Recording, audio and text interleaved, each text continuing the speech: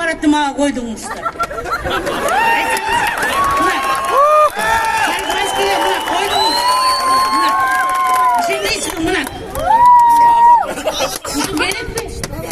Меники бир күнү бар. Бир күнү кыздар мына меники бир эки кызым азыр Россияга кетип атат. Ну мага керек деле жок. Башка парикмахерские 50 парикмахерские бар тиги эмеде. Карабалтада. 10 киши өттү, 40 тиги өткөн жок. Неге? Ушул мага жооп бериңизчи.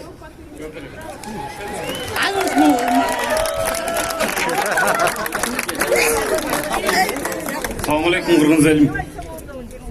Akılbek Usumbekovich. Ушул 4% боюнча торговля боюнча 4%, 1%га чүрүп берсеңиз, общепитти 8%, 3%га чүрүп берсеңиз, ушул торговля.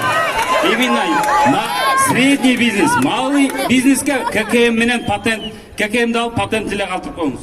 Средний бизнеске 4%, өтө нагрузка. Өзүбүз 5% менен иштейбиз.